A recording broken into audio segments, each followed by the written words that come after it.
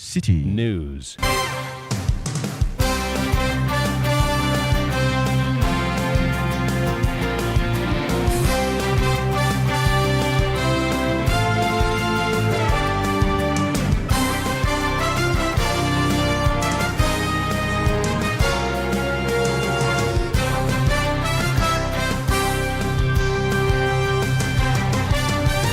It's 17:30 GMT. This is Eyewitness News on 97.3 Citi FM. I am Umaru Sanda Amadou. Tonight, I'm here with Hawa Idrisu Mustafa. And coming up over the next 90 minutes. We should be bold enough to say that for this case, even though I suspected this, at the end of the day, that wasn't what came out of it. We should tell the Ghanaians because of ABC. We cannot continue to be doing fishing. It's like we don't even know what we are looking for. The game of chaskele between state investigative bodies over the Cecilia Abinadapa keeps taking new twists and turns. Tonight, we'll hear from the head of IOCO, Mamiya Tiwa Adodankwa, who has sent the docket back to sender. And I'm referring to the OSP in relation to that particular matter. Also coming up, Electoral Commission hires over 260 standby generators for fear that Dumso may affect the limited registration exercise starting tomorrow. We'll be hearing from Jean Adokwe Mensah in a bit. And later on Eyewitness News, we wish to state emphatically that should the employer fail to address our grievances on or before May 13, 2024, we shall not hesitate to call on leadership to appeal to heaven with the utmost alacrity. Another strike coming up on the education front as teachers, unions of teachers complain about a number of issues, which issues they say if government fails to address, they would down their tools. Stay with 97.3 Citi FM for more on this and many other stories on Eyewitness News. And in business, rating agency Fitch predicts boost for local banks in Africa as French-owned banks withdraw from the continent. That's in 50 minutes from the Citi Business Desk. Eyewitness News is live across Ghana on a host of affiliate stations and across the globe on citinewsroom.com. We are also on YouTube, known as CityTube. That's a channel. We are interactive on Facebook. You can watch us live there.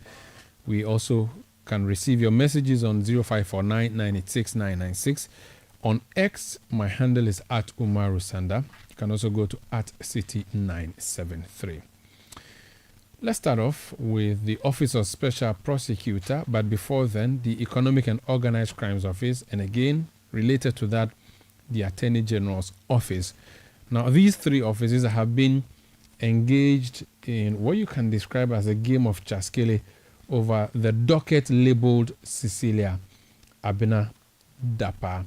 Now, last week we brought you a story where the Attorney General had written an advice to the IOCO saying that a number of things in relation to the investigation of Cecilia Abinadapa, the former Minister for Sanitation. The IOCO was advised by the Attorney General not to proceed any further. Today, the head of the Economic Organized Crimes Office, IOCO, revealed intentions to return to the Office of the Special Prosecutor the docket on the former Information Minister. According to the IOCO boss, this stems from the advice that was given them by the Attorney General's department. She was speaking at the 14th Commonwealth Regional Conference of Heads of Anti-Corruption Agencies in Africa. Let's listen to Mamiya Tiwa Adodankwa. If you read the AG's advice, whatever that we would have done had already been directed at the CID to do. And like he said this morning, when you investigate a case and you did not find anything, we should be bold enough to say that for this case, even though I suspected this, at the end of the day, that wasn't what came out of it. We should tell the Ghanaians because of ABC. So we cannot continue to be doing fishing. It's like we don't even know what you are looking for. You just go about looking for something that you yourself, you are not even sure. So what I'm going to do is that with the AG's advice, I will send the docket that we received from the OSP to him. So back to sender, Mamiya Tiwa Adodankwa, head of the Economic and Organized Crimes Office, to return the docket on Cecilia Abinadapa to the OSP. She definitely is not interested and fishing, like you've heard her there. However, the Office of Special Prosecutor has refuted the claims that it cleared the former sanitation minister when it sent the docket to Iyoko. Sami Dako is a lawyer and director for strategy, research and communications at the Office of Special Prosecutor. He spoke to Joy News TV channel. When the OSP made a referral to Iyoko, there were standing committees that were supposed to collaborate because we had not entirely washed our hands of the case. So there were two representatives, one from Iyoko and one from us. But I also like to put on record that at no point in time has Iyoko requested for a copy of the FBI report. Even if Iyoko had requested for a copy of the FBI report, it was not just going to be that simple that FBI report would have just been given to Iyoko. Remember, there are MOUs between OSP and the FBI. And these are investigations that we have done that give us the sense that almost everything we have looked at may fall in the realm of money laundering. So it is not just in respect of a transaction in America, but also in respect of the monies, the over 10 million Ghana cedis, if you convert, that we found in Mr. Parr's house, and including all the monies we saw passing through her bank account. Also, we were not conducting money laundering investigation. We were conducting corruption investigation. And so we are of the opinion that we had all that it takes to send that referral to Iyoko, because on that basis, there is no way we could have proceeded and then investigated and then write a report on money laundering for Iyoko. Then Iyoko will send to AG. No, we only referred a matter to Iyoko as whistleblowers for Iyoko to investigate. So that's Sami Dako. He is Director of Strategy, Research and Communications at the Office of Special Prosecutor. Meanwhile, last week, we saw the letter communicating response to a request that was made by Iyoko. That letter came through from the Attorney General's department. What exactly is the state of play now? What is the situation with this Cecilia Dapa matter? Has it become a poison chalice that all the state investigative bodies appear to be fleeing from it? Let's speak to a lawyer, a private legal practitioner, Bobby Banson. He's joined us on the line. Sir, you're welcome to Eyewitness News. Thank you, Omar, and good evening to your viewers and listeners. Good evening to you. Jurisdiction is very critical in everything. The investigator have to be careful whether they have the right to investigate the matter in the manner that they have to do it based on their law. So the OSP is focused on corruption and corruption-related offenses. After 7 months or so of investigating Cecilia Dapa, the OSP said to us that it was not within their jurisdiction. They forwarded that to the Iyoko, saying that it was the jurisdiction of Iyoko. Iyoko writes to Attorney General. Attorney General replies and says, I do not think you should proceed. Iyoko is sending that docket back to OSP, which has already said, I cannot investigate. Where are we going to see an end to this Cecilia Dapa matter? Is that technically the end of it? I think that between those that we have entrusted state resources to investigate such offenses or suspected crimes, between them, it's obvious that they've decided to put an end to the case. Now, as to whether or not they had a legal basis to do that, the Attorney General is the principal advisor to the government. So if the Attorney General says that there is no basis for you to proceed, is it to proceed to investigate or to proceed to prosecute? If he says that do not proceed to investigate, is it because you do not have the jurisdiction, that is the Iyoko, to investigate, or for other reason, which the Attorney General has the discretion to say do not investigate, or you have investigated, the outcome of your investigation does not warrant the state spending resources to prosecute because we think that it will result in a discharge and acquittal. I think that whatever the reason may be, they have taken a decision for lack of a better word, let sleeping dogs lie.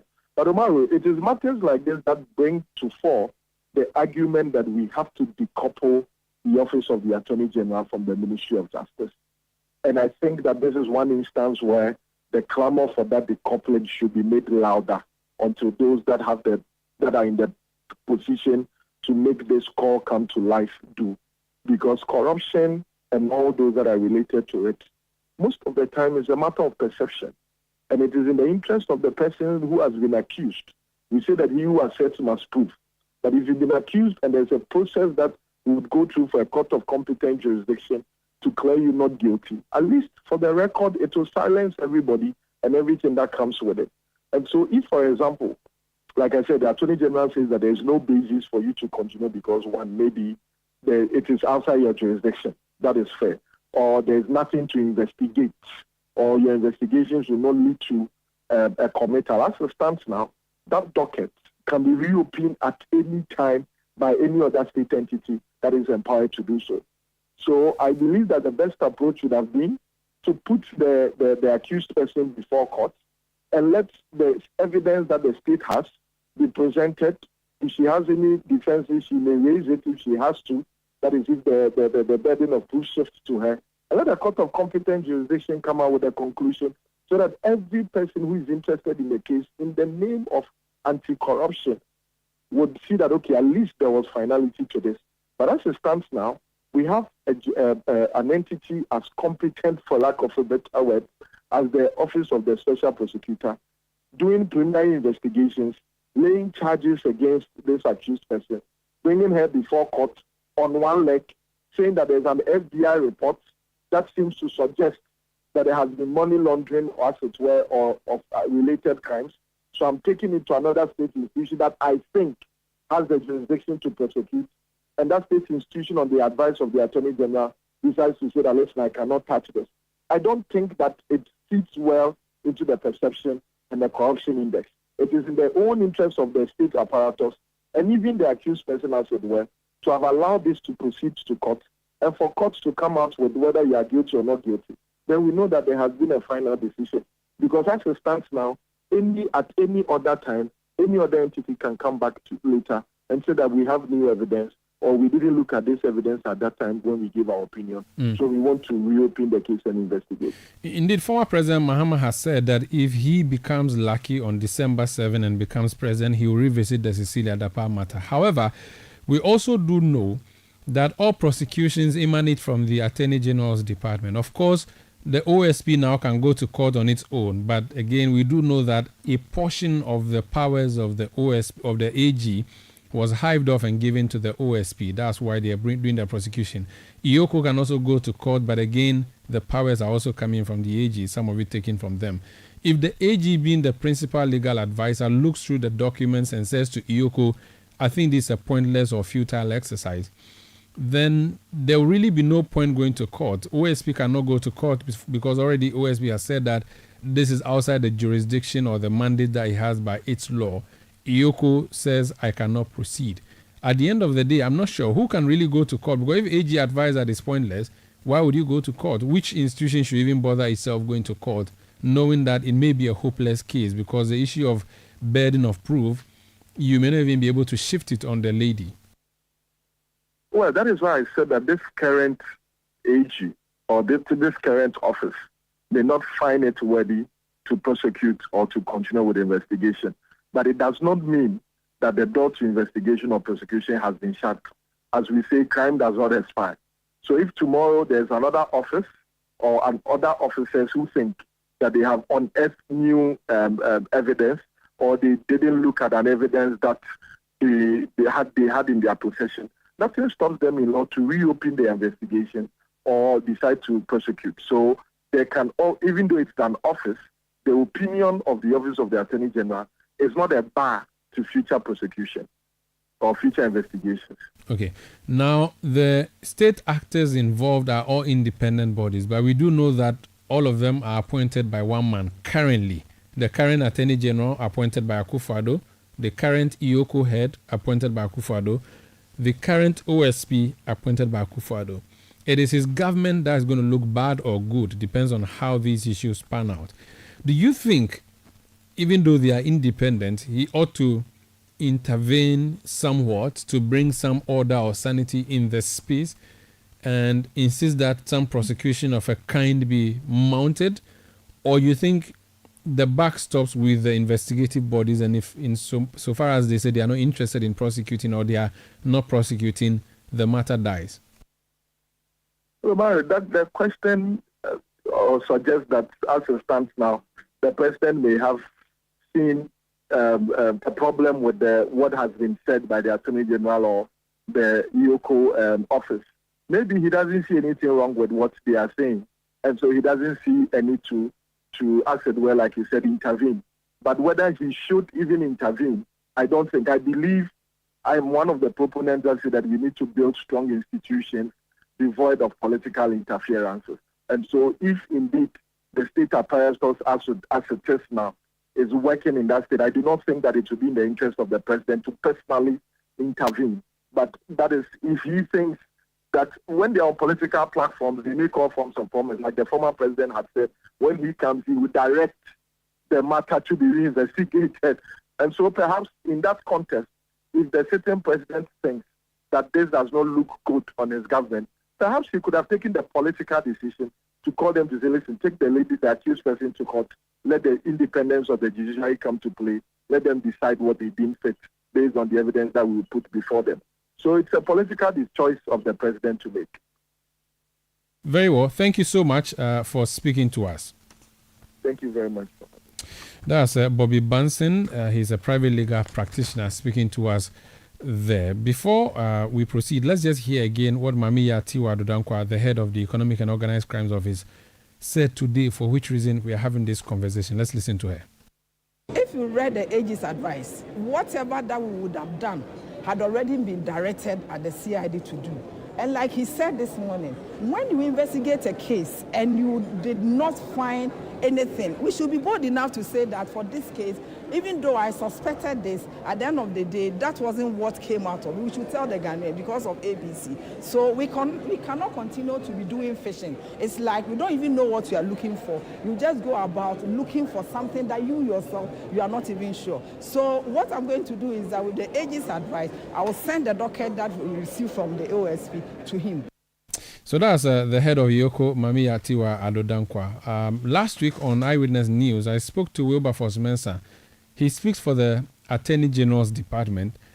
This was the position that he espoused for and on behalf of the AG's department, for which reason they wrote the letter that they wrote to EOCO. But I would want to speak to the letter that our office issued, or the advice our office issued to EOCO on the subject matter. And I think there's a lot of misunderstanding being put out there. And many lawyers are aware, or ought to be aware, that the offense of money laundering is not an offense that stands on its own. It's an offense that's predicated upon a substantive offense. So money laundering does not come in at all if you are unable to prove a substantive offense. That is what is the law. That is what can be seen from sections 1 to section 5 of the Anti-Money Laundering Act. So if EOCO have received a request, one, the office of the OSP cannot direct EOCO to do an investigation. That's one, by the way. And two, if EOCO have received a request to do some kind of investigation into money laundering, and EOCO writes to the Office of the Attorney General about same, and the Office of the Attorney General responds to EOCO by saying that we have looked at everything that you have sent to us, and for what you have sent to us, we do not see, or no offense has been established for money laundering to even come in the first place. And that's why I laid the foundation at the beginning of my submission, that money laundering does not stand on its own. It's only, and I repeat, only comes in when is an advice based on what the law is. Remember, the Attorney General does not act in a vacuum. The Attorney General operates within the paradigms of the law. It is not, or the Office of the Attorney General is not a law on its own. So what does the law say? I think that's the first point of call. And what the law says is that to establish money laundering, you first need to establish a substantive offense before money laundering can come in at all. So the offense of money laundering does not stand on its own. So if you write a letter, if the office of the special prosecutor writes a letter to IOCO on to investigate money laundering, and IOCO, of course, will be confused because IOCO would. The first thing that will come to the mind of IOCO is, please, where's the substantive offense for us to even think about money laundering? So IOCO did the right thing and came to the chief advisor of the country under Article 88, and IOCO gets their advice in tandem with the law. Sections 1 to 5 of the Anti-Money Laundering Act makes it clear, and abundantly so. You need to first establish a substantive offense before you can come in with the issue of money laundering at all. You need to first establish a substantive offense before you can come in with the issue of money laundering at all. So the question I ask is, what is a substantive offense? No one has been able to point out a substantive offense. The special prosecutor himself, in the letter to or in his report to IOCO, makes it clear that the OSP has investigated the former minister for 7 months. And it's not just a 7-month investigation. There was a subsequent 4-month trans-border investigation with the FBI. It's the Federal Bureau of Investigation of the United States of America. And after all their investigations, they more or less threw their hands in the air that we are unable to find any offense. So they've looked through all procurements by the former minister. They've looked through every single thing that... And they found nothing. So in summary... So money laundering does not come in if you are able to establish a substantive offense. Very well. The law. So in summary, if I wanted a headline, and you are familiar with how headlines are couched because you've been here with us before, can I say that government has closed all doors on investigating Cecilia Dapaah? Absolutely not, because what government is one. Of course, government is a continuum, and what the office of the Attorney General has done is not to close any door for investigation. We have not closed any door for investigation. The Attorney General has indicated already that the police are investigating this matter. The police, even most of the documents that the OSP relied on for its investigation was documents procured from the police or obtained from the Ghana Police Service, the CID of the Ghana Police Service. So how has the Attorney General, by this letter, or the Office of the Attorney General, closed investigations, quote and unquote? Very well. That certainly cannot be what the letter sought to suggest. The letter made it clear that money laundering is predicated upon offense, predicated upon an offense. So what is the offense that you want, us to... So that's Wilberforce Mensah. He speaks for the Attorney General's Department, speaking to us last week on Eyewitness News. This evening on Eyewitness, you've heard from the head of IOCO. You've also heard from Sami Daku, who speaks for the Office of Special Prosecutor. The IOCO head has said she's returning the Cecilia Dapaah docket back to sender. This Eyewitness News on 97.3 Citi FM. Eyewitness News. Be there as it happens. Electroland Ghana Limited is giving its May Day promotion in all its shops and authorized dealers across Ghana. Grab a Samsung Full HD 32-inch LED TV for just 2,349 Ghana cedis. Get our discounted media tabletop fridge at 1,999 cedis. Buy a TCL UHD 4K Smart Android 55-inch LED TV at 6,299 Ghana cedis. And get a free NASCO 5-burner cooker. May Day promotion good. Get a NASCO 90 liters top freezer at 1,699 Ghana cedis. And if you're looking for top quality dishwashers, gas hobs, chimney knots, and electric hobs, Electrolux got you with exciting discounts as well. Rush now. Terms and conditions apply. For further information, call 050-315-9739. Electroland Ghana Limited, home of luxury and affordable appliances.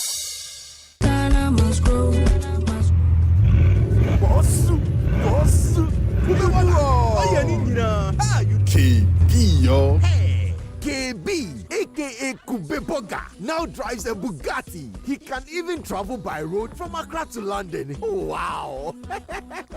KB's source of wealth is agriculture. Yes, coconut business. After losing his bank job, he started supplying coconuts at events. Now, he owns large coconut plantations and employs many young people. Charlie, we all need to trust the process, because hope days. There has never been a better time to enter into agribusiness. Take a bold step today with the Ghana Grows program, because every step pays. Ejuma Wokrom, Ghana Grows, Hope Day, an initiative of the MasterCard Foundation in partnership with Springboard Roadshow Foundation and Limehouse. In a world where only the best survives, you need a fuel that can match your drive. A fuel with unparalleled protection for your engine, superior efficiency, and unrivaled performance. A fuel so unbeatable, when you get behind the wheel, you'll focus on what really matters. The journey ahead. That fuel is Shell V-Power, because no other fuel gives your engine better protection, better efficiency, and better performance. Be unbeatable. Drive unbeatable. Shell V-Power. Shell, go well.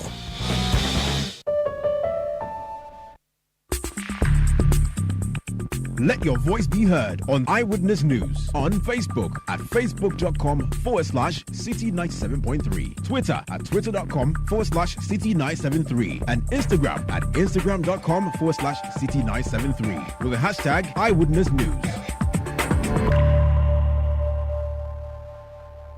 If you read the AG's advice, whatever that we would have done had already been directed at the CID to do. And like he said this morning, when you investigate a case and you did not find anything, we should be bold enough to say that for this case, even though I suspected this, at the end of the day, that wasn't what came out of it. We should tell the Ghanaians because of ABC. So we cannot continue to be doing fishing. It's like we don't even know what you are looking for. You just go about looking for something that you yourself, you are not even sure. So what I'm going to do is that with the AG's advice, I will send the docket that we received from the OSP to him.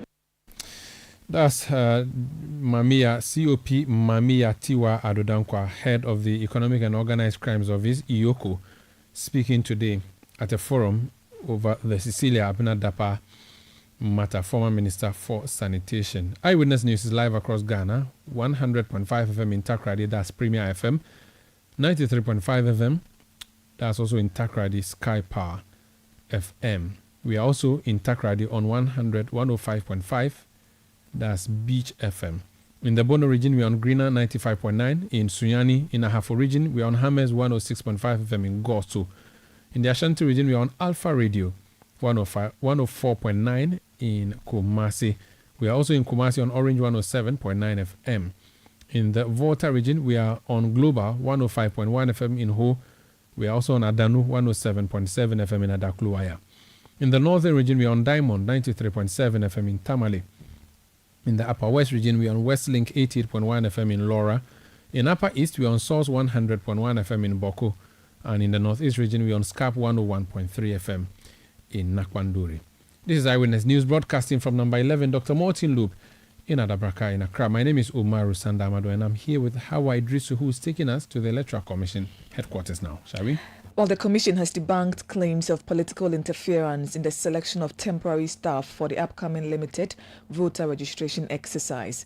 This follows claims that some of the temporary staff selected for the exercise were handpicked by the chief executives in the various district, municipal and metropolitan assemblies. Chairperson of the Electoral Commission, June Mensah, at a press briefing ahead of the exercise, which is expected to begin tomorrow, May 7 to May 27, explained that those selected are persons who have been previously engaged by the Commission. Interview panels were constituted nationwide, and persons who successfully went through the interviews have been included on the database established for this purpose. I'm happy to note that all persons recruited have no less than 8 years working experience with the Commission, having served as either returning officers, deputy returning officers, or presiding officers in past elections.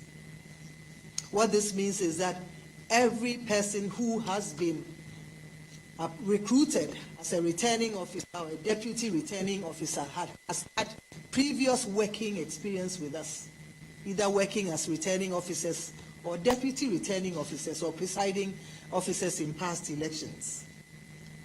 Therefore, I'd like to mention that there is no truth in the allegation that the Commission received the names of returning officers from district chief executives, etc.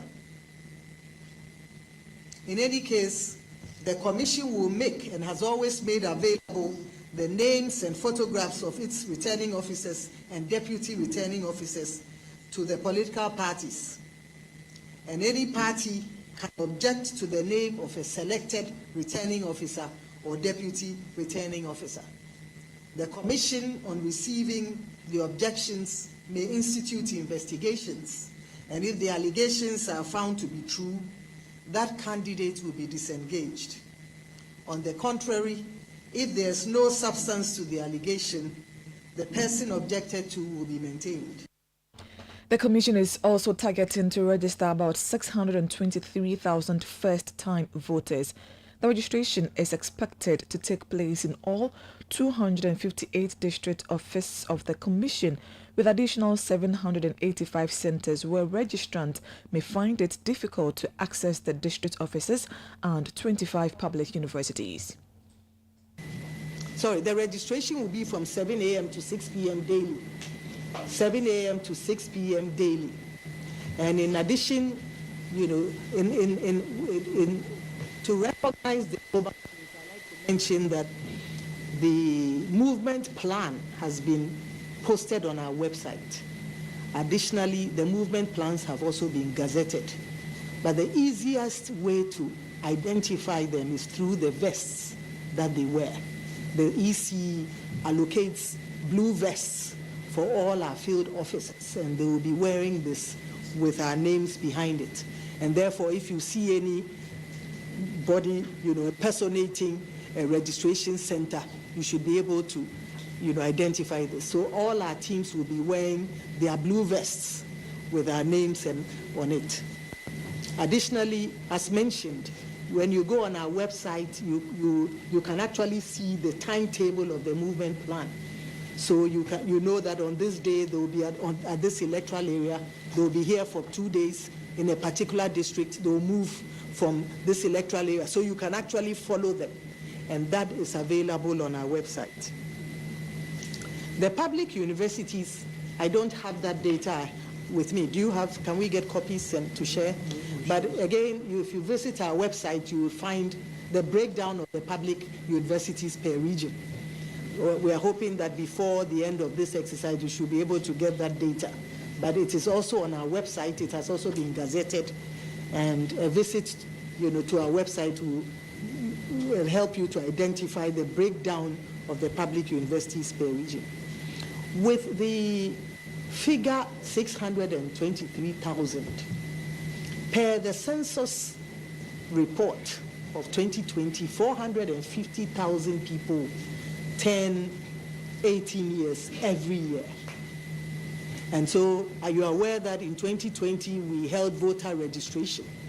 So if you start counting from 2021 to 2024, you arrive at a figure of 1.8 million persons turning 18 years every year. And in the last registration exercise, we managed to register some 910,000 of the 1.8, and it leaves us with a figure of 890,000 persons who are yet to register. We all know that we cannot expect all 890,000 persons, at our registration centers. We cannot have all of them come. And so what we've done is to use 70% of that 890,000, and that gives us the figure of 623,000 that we've put there. That is not to say that we cannot go beyond that. We did mention that in 2023, we did a projection of 700,000 people, to visit our registration centers. We did a projection of 700,000 people. Yet our systems and materials, with our systems and materials in place, we were able to accommodate and register all 910,000 people who visited our registration centers. And so although we are projecting 623,000, should more people visit the centers who are eligible, we are prepared to register them to vote. The Commission has, however, assured that the ongoing power challenges will not affect the registration exercise. We are trying hard we've made arrangements to ensure that we don't have challenges because of doom. So what we've done is to have all our district officers rent generators, so that in the event where there's doom, that can kick in. However, should there be the unexpected, we would switch on to the offline. And by offline, it means that the voters will be registered and their details will be put on a pen drive. And then that would be copied, at our offices when the lights return. So the registration will not be disrupted. Of course, we have mobile teams going around, and should they encounter doomsday, and should they not have a generator readily available, they should be able to register people offline, which means that they register them and upload their information onto a pen drive. And once there's light, they will be able to, load it onto our system. And so this is a system that we employed last year, and we intend to continue that. As I mentioned, however, this time we have made available, asked all our district offices, to rent a generator, and we hope that this would help, resolve any of the electricity or lighting issues that we may encounter. That's Jane Adukwe Mensah. She's chairperson of the Electoral Commission, talking about the registration exercise that starts tomorrow. So if you've just turned 18 or you currently don't have a voter's card and you're interested in voting in the upcoming election, kindly go and do the needful and get your card. And you've heard her, they give an assurance that doomsday is not going to be a problem because they will hire generators. So all 250 plus EC offices nationwide would have gensets ready on standby just in case doomsday comes visiting. This is Eyewitness News on 97.3 Citi FM. We are coming to you from our studios in Adabraka in Accra. We are also live around the globe on citynewsroom.com. We are broadcasting from number 11 Dr. Martin Loop in Adabraka in Accra. Now, the Electoral Commission is outlining what's happening tomorrow. There appears to be an issue with the registration process that has already happened. The Tamale North Member of Parliament, Alhassan Suhini, has been raising some issues with the already registered Ghanaians. He says they are simply holding useless voter cards. Why so? He's joined us on the line. Honorable, you're welcome to Eyewitness News. Thank you very much, Umaru, and good evening to you and good evening to our listeners. So is it an accurate thing to say that you are saying a chunk of people who were previously registered, the cards they are holding will not let them vote? What's happening? What's the story? Exactly, Umaru. These registration exercises are meant to enfranchise those who have turned 18 years and above, or those who, for whatever reason, in the past never got the opportunity or took the opportunity to get themselves registered onto the voter register. So it is cost 90, like we say, when after the exercise, you learn that a substantial number of people who went through the difficulty of getting themselves registered and are of the belief that they are on the voter register because they have ID cards issued by the Electoral Commission, unfortunately, do not have their data on the Electoral Commission's database. So what has happened is that after the last limited registration exercise, the 2023 limited registration exercise, the Electoral Commission came out with a register for the district assembly elections. And in that register, it turns out that so many people who were registered in 2023 did not have their names on that register. In my constituency, for example, content analysis of the register showed that about 289 new registrants did not have their names captured in the final register that was used for the district assembly the district assembly election. In the whole municipality, Sanargo municipality, which is made up of Tamale North constituency and Sanargo constituency, according to the electoral officers, about 800 people did not have their names, captured on the final register that was prepared by the Electoral Commission. And you know what the Electoral Commission is telling these people? That they should come back to be re-registered or revalidated, whatever, form it's going to take. We are yet to understand. So if you miss this information to return to the Electoral Commission's district office, despite all the challenges they went through the last time to do so, you will, on election day, appear at the voting center with a card issued by the Electoral Commission, but without the opportunity to vote because your name wouldn't have been on the voters' register. And I think that it is unacceptable. It is perhaps deliberately, done to suppress votes. We have already said in the past that limiting registration to only the district officers of the Electoral Commission is disenfranchising a lot of people. It is making it almost impossible for people to travel the distances they have to travel to access these offices. Sometimes, some of them in 2023 had to sleep at the EC offices for days before they got, their data captured. And so it's so unfortunate that after putting such impediments on people's way to make it difficult for them to be registered, after that whole exercise, a substantial number of them, we are told, are unable to have their data on the database because the Electoral Commission lost those, data sets that were collected. And so these people have to go through another, whole exercise of re-registering again, showing up at the Electoral Commission office with these ID cards for their ID cards to either be validated or changed or new ones issued to them. What if they don't hear this information and then they turn up on voting day, December 7th? How do we deal with such people? Through no fault of theirs, they would have been disenfranchised. And I'm sure that many people are going to resist the attempt to disenfranchise them on December 7th if they show up with voter ID cards issued to them by the Electoral Commission and are told that their names are not on the register. Interesting. So why were they issued cards? I thought the card is the last thing that you are given when you go to register.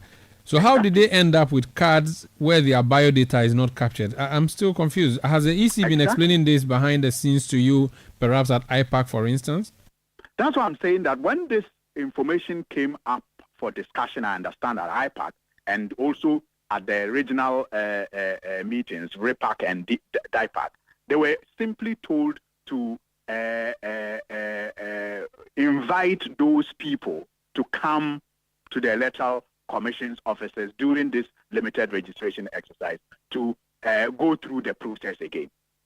And I'm saying that is based on the lack of appreciation of the communities that we live in, the organization of the Electoral Commission district offices, and also the organization of the political parties. I'm not surprised that such a directive will be given by Madam Jane Mensah, because the information I have is that she has since her appointment not even toured the country to understand where these district offices are located and the communities that they are serving. So she doesn't even know how challenging it's going to be for the Electoral Commission officers to invite these people who, through no fault of theirs, do not have their names on the EC voter register, even though they were issued with voter ID cards during the last limited registration exercise.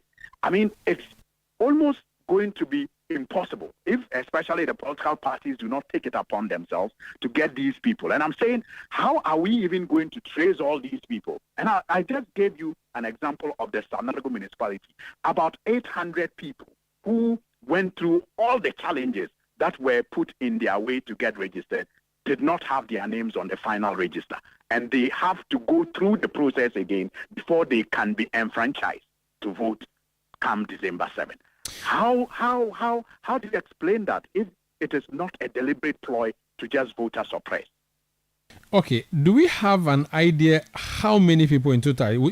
Perhaps it could be a small number, so it wouldn't be a significant issue. Are you sure that this would be a huge number, or just a few people who may have been affected by a technical issue?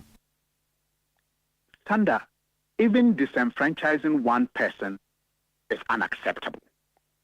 And I'm giving you the example of the Sanargo municipality made up of Tamale North and Sanargo constituency. And I'm saying we are talking about in excess of 700 people.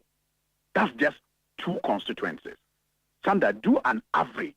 And I know, based on the reports I have seen from the district offices that were sent to their regional offices, which were also forwarded to the Electoral Commission's headquarters, that it is nationwide, it is widespread. So many, district officers have reported that the final registers that they received for the district assembly election did not have the names of some of the people who undertook the limited registration exercise in 2023. It is a general problem that district officers of the Electoral Commission have reported to the headquarters. And just do an average of 100 people per constituency and multiply it by 275. And you can imagine you are talking in excess of about 50,000 people. And that's enough to swing an election one way or the other. Very well. Let's leave it here. When we get the Electoral Commission, we'll be asking them these questions. Thank you so much for speaking to us, Honorable. Most grateful. That's Honorable Alasan Suhini. He's NDC Member of Parliament for Tamale North. This is Eyewitness News on 97.3 Citi FM. You know that the issue of BVDs have been a controversial one too for the past few weeks or so since the NDC raised issue and asked that the EC answers. Today, when Jean Mensah called a press conference to announce the preparations towards tomorrow's registration, she responded to questions about BVDs. Let's listen to her. And the Commission, to enable it to arrive at this decision, invited a UNDP Canadian consultant who had advised the Commission in 2011 when the decision was taken to go biometric. He was the one who came and put in place our biometric architecture, and then he supervised the procurement and everything. And so when we assumed office in 2018 and we were confronted as to whether to spend $56 million to refurbish kits that were obsolete, we invited him in and he spent some 10 days with us. And he, at the end of the day, noted that the kits were obsolete and the maintenance of them had reached unsustainable levels. With that before us, we then took the decision to procure a brand new biometric voter management system for the Commission, comprising some 74,000 plus biometric verification devices, 8,500 biometric registration devices, a data center, and a disaster recovery center.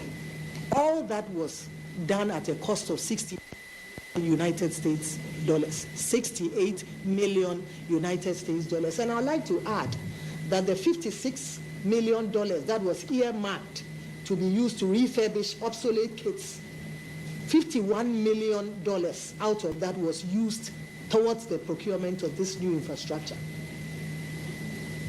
So 51 million United States dollars was used towards the procurement of this brand new infrastructure, comprising a data center and a disaster recovery site, 74,000 plus pieces of biometric verification devices, and 8,500 registration kits.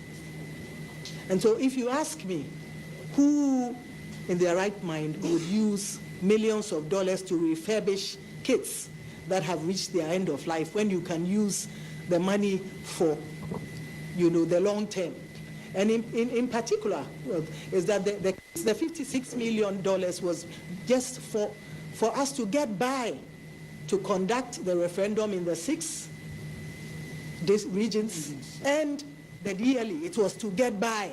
And after that, you do away with it. It was just for 2018 and 2019. And once you get to 2020, you do away with it and rehaul completely your biometric verification management systems. To date, the equipment that we use is robust. Our data centers are robust, and they will last us for a long term. As mentioned, this was the state of affairs that we met. In addition to that, the commission invited Laxton Limited, a reputable company that builds biometric and builds and produces biometric equipment. And they also visited us and confirmed that our kits were obsolete. Based with that information, the commission took the decision to auction the kits. And the process is simple. Before it did that, I informed the state valuer and provided them with a list of the items to be auctioned. They then, at the instance of the commission, inspected all the equipment and put a cost to it. Armed with this, we then wrote to the Ministry of Finance to seek the approval to auction the items, which they then gave us. It was after this that the commission invited an auctioneer to come and auction the items. And the recycling company procured those items, and the funds from the sale were lodged into the consolidated fund. So this is, and so we refute allegations that the kits were in good condition and that they were auctioned clandestinely and secretly. We refute. The equipment manufacturers, the managers, the biometric consultants who had advised the commission, and producers of similar devices, Laxton Limited, all indicated that the kits were obsolete. And so that's Jean Mensah. She's head of the Electoral Commission. Franklin Cudjoe is president of Imani Africa. His think tank has decided to petition Shraj over this particular issue. What exactly is the matter? Franklin, you're welcome to Eyewitness News.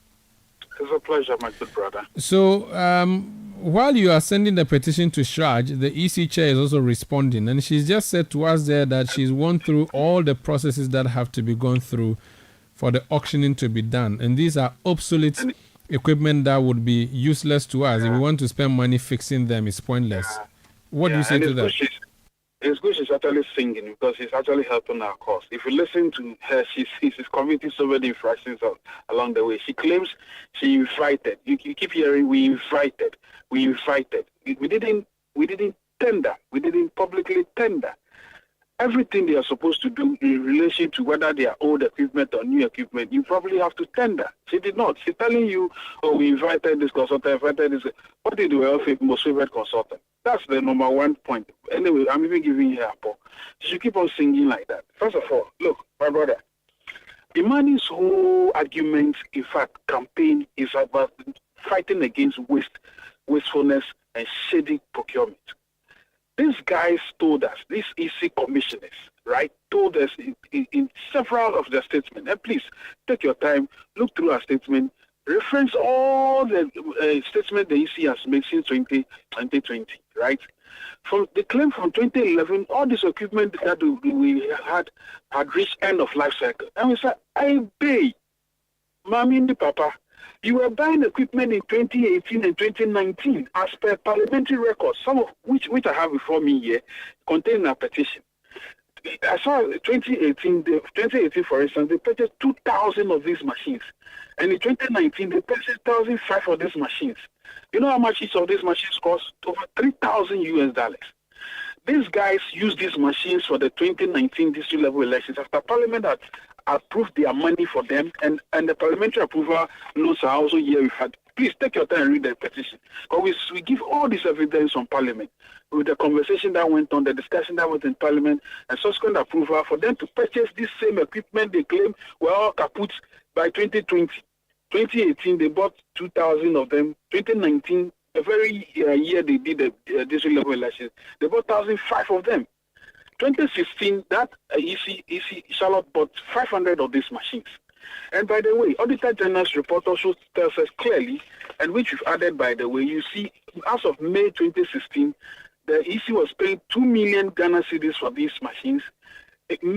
October 2016, they paid 10.2 million Ghana cedis for these machines. December 2012, December 30th December 2016, they paid 10 million Ghana cedis for these machines. If these machines were this obsolete, right, that they were all procured from 2011, is our contestation. I don't even understand why we are even quarreling over this matter. These people claim that every machine they had before 2020, we're not in this country, when they told us that all the machines they had were kaput, they were dead, end of life cycle. And we said, hell no. You started telling us on 2011. We are saying 2018, you bought some. 2019, you bought one.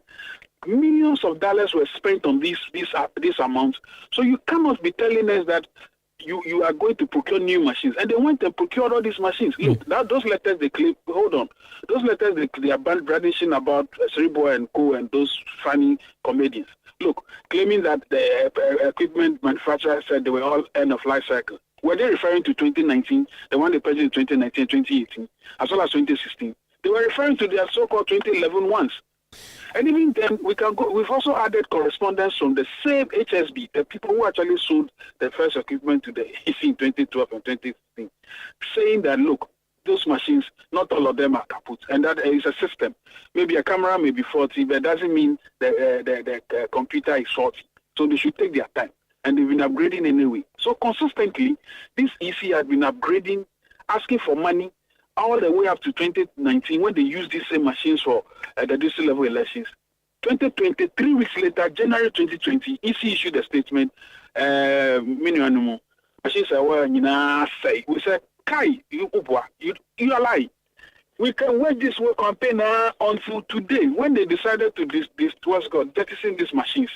That's when we realized the grand lesson, the grand plan to actually dupe this nation. And we are saying that the processes they use in auctioning these machines are so wrong, fraught with a lot of issues. You hear them saying that they invited an auctioneer. Where was the auction? This thing, what's it called? Published. Frankly, what's your suspicion? Your suspicion is that I don't even have suspicions. I'm just giving you facts to tell you that they are lying. Yes, but why would they be telling a lie about something like this? They are telling a lie because they are benefiting from the process. Yeah, that's my question. So how do they stand to benefit? My first is asking me this. How am I supposed to do all of that? I'm only giving you information based on what they claim. Almost see the machines they had before 2020 are all kaput. And we said, hell no. You purchased machine in 2019. So 3 weeks when you're issuing that statement, they cannot be dead. Those letters they claim did not cover these machines as well. That's a fat lie. In any serious country, these people should be held. They should be resigning by now.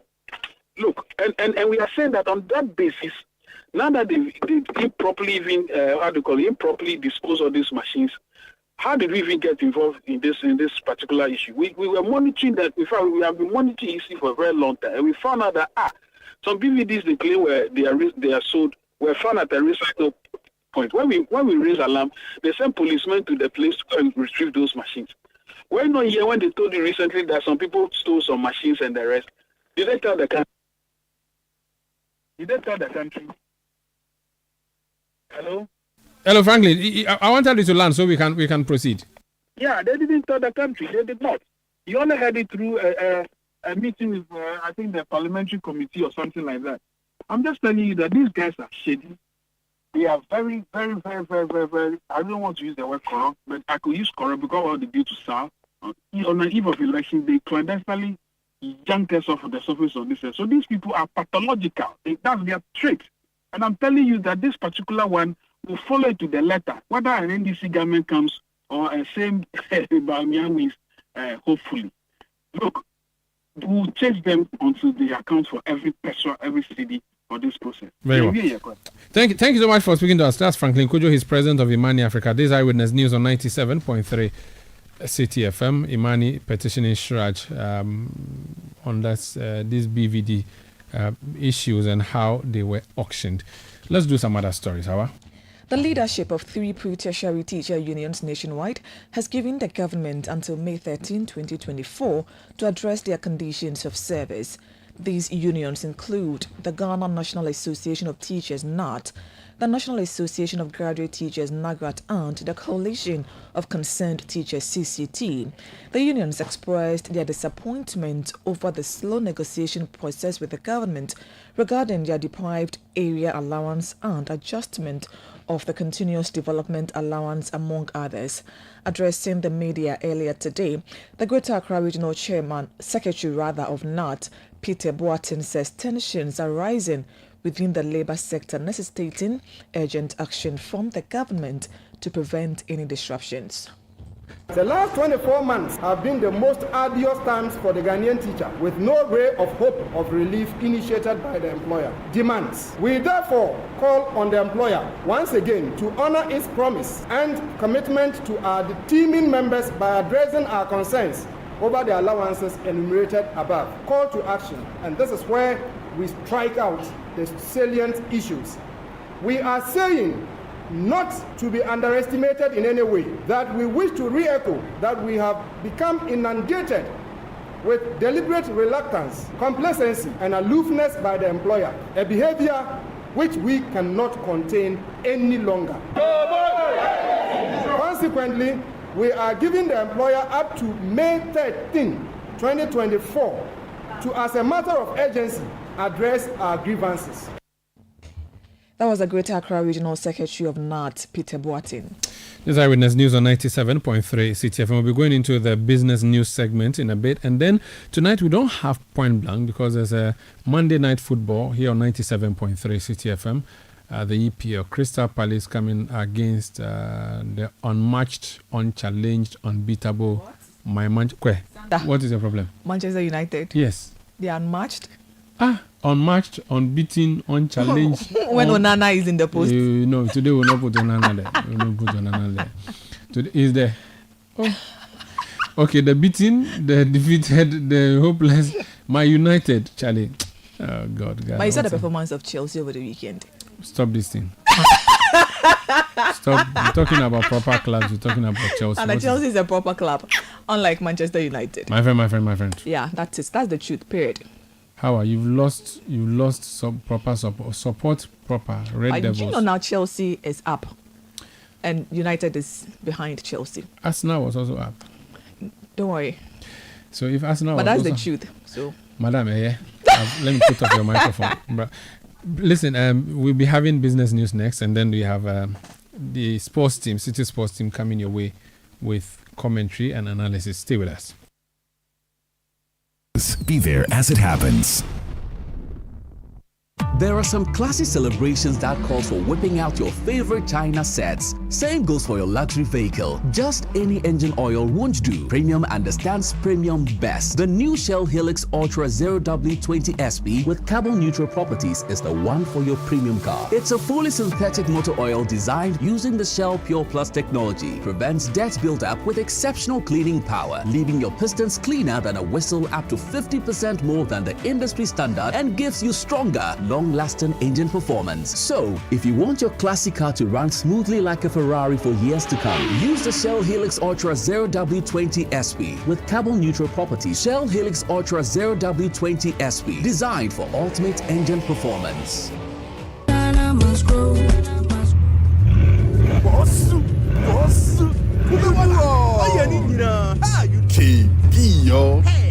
KB, aka Beboga now drives a Bugatti. He can even travel by road from Accra to London. Wow! KB's source of wealth is agriculture. Yes, coconut business. After losing his bank job, he started supplying coconuts at events. Now, he owns large coconut plantations and employs many young people. Charlie, we all need to trust the process, because hope days. There has never been a better time to enter into agribusiness. Take a bold step today with the Ghana Grows program, because every step pays. Ejuma Wokrom, Ghana Grows, Hope Day, an initiative of the MasterCard Foundation in partnership with Springboard Roadshow Foundation and Limehouse. Eyewitness News. Be there as it happens. Get the details. Every significant financial transaction, every market movement, and all the policies that affect your business. City Business News. Be informed. Time now for City Business News on Eyewitness News, brought to you by GCB Bank PLC. GCB Personal Loan, make that big move and dream a reality. My name is Hawa Idrisu Mustafa. Details of our stories now. Rating agency Fitch is predicting a boost for local banks in Africa following the decision of some French banks to exit from the continent. Fitch says the withdrawal of these financial institutions will spur growth and competition. It is coming at a time reports arrive that Societe Generale is withdrawing from the Ghanaian banking market, as well as in Tunisia and Cameroon. There is more in the following reports. Sources close to Societe Generale disclosed that it has engaged investment bank Lazard to explore potential buyers for its subsidiaries in these three countries. Recently, the bank finalized deals with Saham Group to offload its Moroccan operations. In 2023, it divested from several African countries, including Congo, Equatorial Guinea, Mauritania, Burkina Faso, and Chad.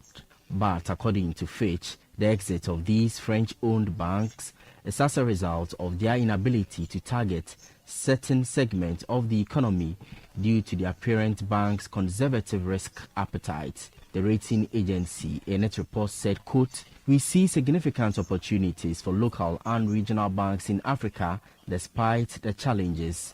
Some banking groups with Pan-African ambitions should eventually gain enough scale to compete with long-established institutions.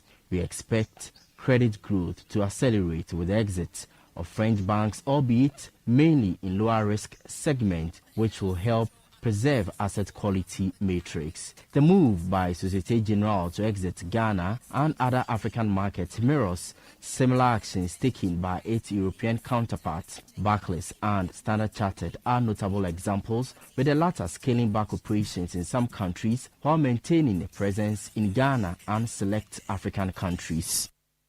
That was a news desk report. Meanwhile, banking consultant Dr. Richmond Etiahene has lauded the move by the French bank Societe Generale to exit Ghana, insisting that it was a prudent business decision.